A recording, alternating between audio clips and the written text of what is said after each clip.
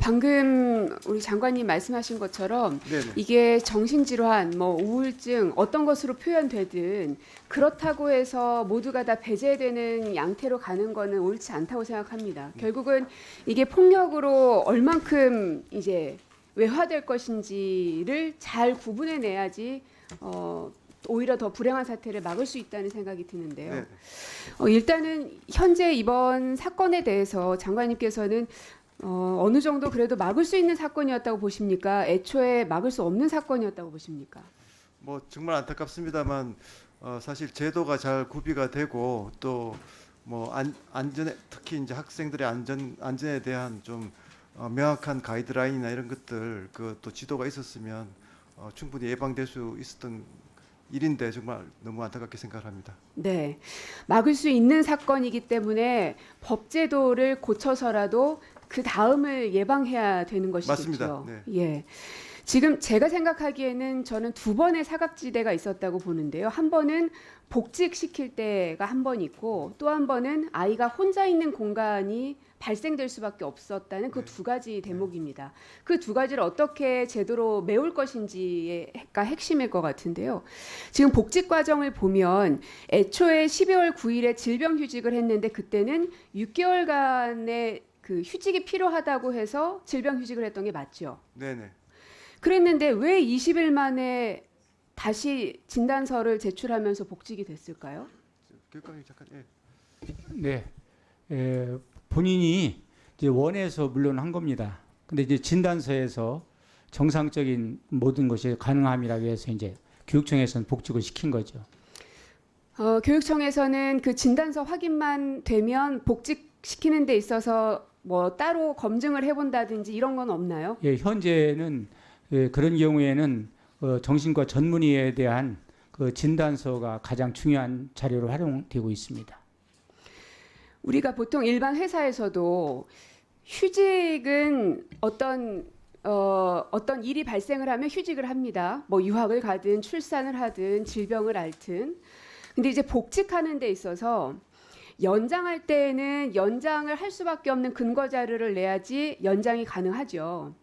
그리고 이것을 조기에 복직을 할 때에도 왜 내가 조기에 복직할 수밖에 없는지, 원래 내 1년 유학을 결정했었는데 그걸로 1년을 휴직을 했는데 하다 보니 여러 가지 사정상 6개월 만에 수업이 다 끝나서 빨리 복직해야 됩니다라는 걸 증명해야 보통은 6개월 만에 복직이 가능합니다. 일반 회사의 경우에. 그렇죠. 장관님이 생각하시기에도 그냥 통상적으로 그렇지 않습니까? 네, 맞습니다. 네. 네. 그런데 지금 이 경우에는 6개월로 휴직을 승인을 받았는데 20일 만에 다시금 복직이 됐단 말이에요. 그러면 최소한 이게 왜 6개월이었는데 그 단시간 안에 이게 가능한 일인가? 누구라도 한 사람 한 번 더 체크해 보든 아니면 크로스 체크를 하든 그런 거라도 하지 않았 했더라면 어땠을까 하는 아쉬움이 들거든요. 근데 이제 어떠세요? 사실은 의원님 말씀이 좀 좋은 제안을 해주셨는데요. 실제적으로 이거 이제 휴직을 할 때도 질환으로 휴직을 한 거거든요. 근데 그때도 휴직을 할 때도 의사 진단서를 갖다가 보고서 이제 거기 증명서를 해서 휴직을 시켰는데 의사 진단서에 이제 모든 병이 나와서 정상적으로 근무가 가능하다 이렇게 나오니까 이제 복직을 시킨 겁니다. 그래서 지금 의원님 말씀에 따라서 이제 앞으로 질환 교원 심의위원회가 있는데 거기에 그걸 좀 강화해서 어떤 모든 것을 이렇게 더 내실 있게 그러니까 운영될 수 있도록 해야 될 겁니다. 그러니까 교육감님 말씀은 원래도 질환교원 심의위원회라는 제도가 있어서 이거를 잘 활용했으면 됐는데 대전만 보더라도 12년, 19년, 20년 여태까지 총 3회밖에는 심의위원회를 열지 않으셨더라고요. 예. 있는 제도를 활용을 못하신 것도 있지요. 그래서 이것을 지금 법으로 좀 더 강화시키려는 겁니다. 네, 맞습니까? 예, 지금 말씀대로 이제 질환 심의위원회는 민원이라든지 뭐 감사라든지 이런 것들이 있을 때는 이제 질환 심의위원회를 넣는데 개인이 네. 어떤 걸 했을 때 잘못하면은 개인에 대한 정보가 노출돼서 인권에 대한 그런 그 보호가 안 된다는 그러한 교육감님, 오해를 받을 수 있어 그거는 제 했는데 질문은 예, 아니니까요. 앞으로 저희들이 장관님, 더 네네네. 잘 정리하도록 하겠습니다. 예, 지금 현재 그 하늘이법이라고 통상 얘기하고 있는 이 제도를 만드는 것이 원래 있는 제도를 법으로 더 강화하는 것이지 없는 것을 만든 건 아니지 맞습니다. 않습니까? 근데 거기에 대한 오해들이 상당히 많은 것 같아요. 네, 네, 네. 그래서 설명이 좀 많이 필요하겠다 싶기도 하고요. 어쨌든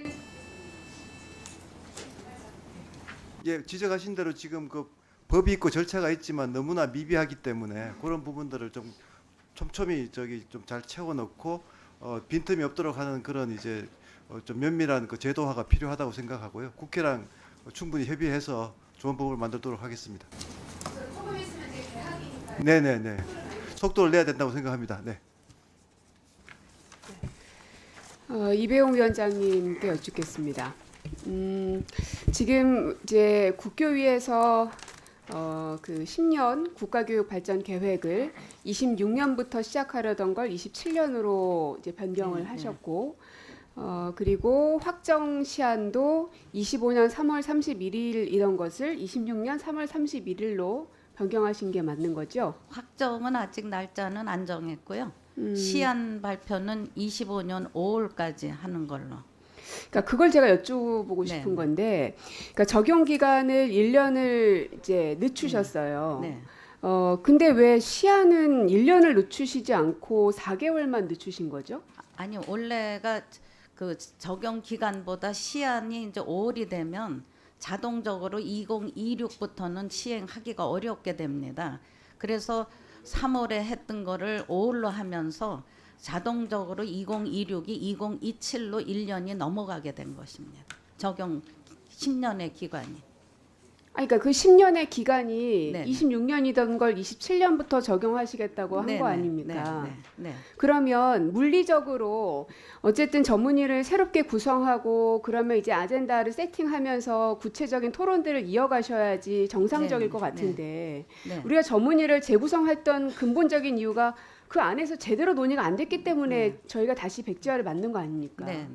근데 그러면은 시한을 마련하는 것 또한 어느 정도의 좀 충분한 시간을 두고 하셔야 되는데 이 가능하겠냐는 거예요. 이게 이제 자신 있으세요?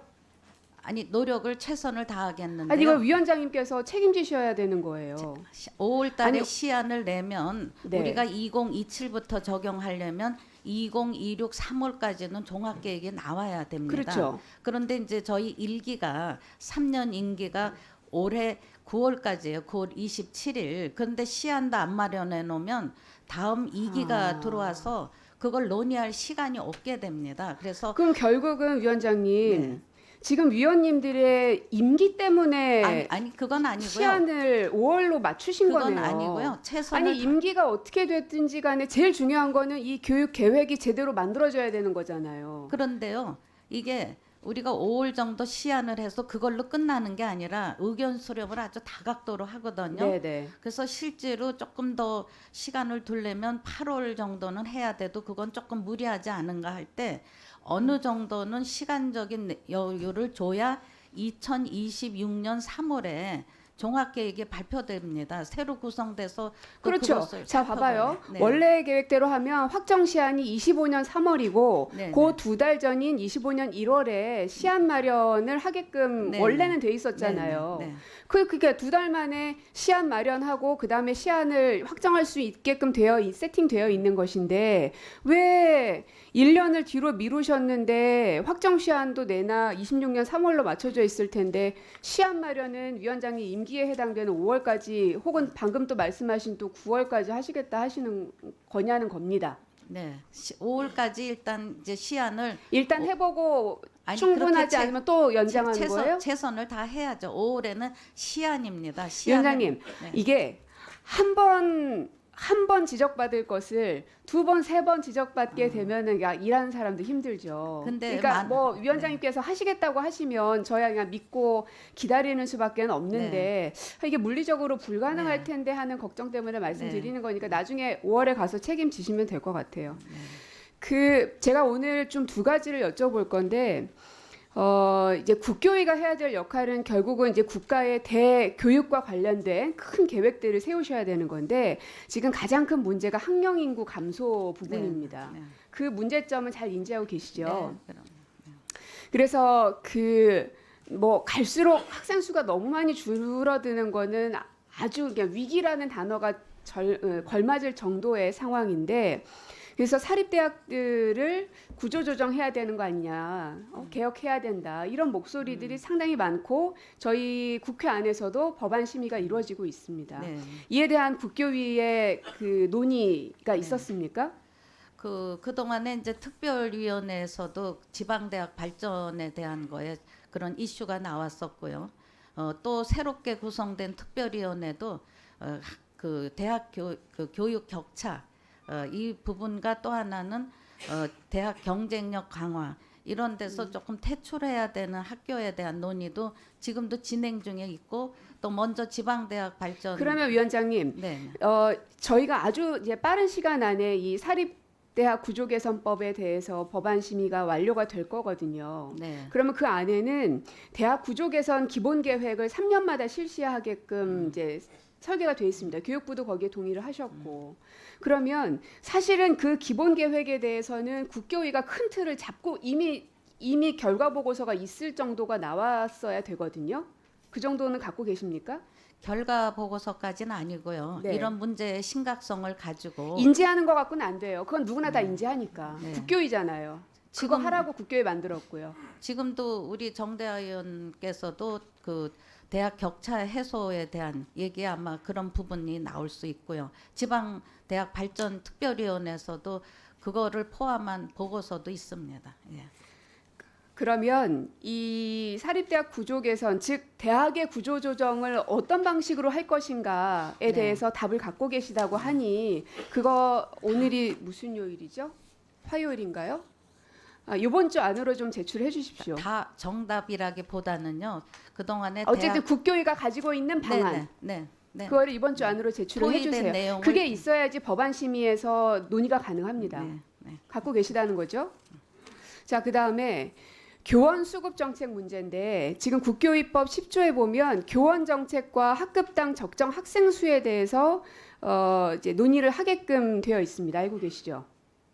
위원회 소관 사무라고 이제 법에도 적혀 있어요. 네. 학급당 적정 학생 수가 몇 명입니까? 연구해 보시니까. 그 지금 이제 김도기 교수가 미래 교육을 위한 중장기 교육 여건 개선 방안 연구에서는요, 보고서에 그냥 지금 교원 수와 비례해서 그냥 그 어떤 그 계량학적으로 한 거에는 17명으로 나와 있지만, 지금 교원 1인당 학생 수뿐 아니라 학급당 학생 수의 기준도 우리가 교원 수급 계획을 마련한다는 논의도 있습니다. 그거 직접 보신 거 아니고 보고 받으신 거죠? 김도기 교수의 연구 자료에는 실질적인 학급당 학생 수가 빠져 있습니다.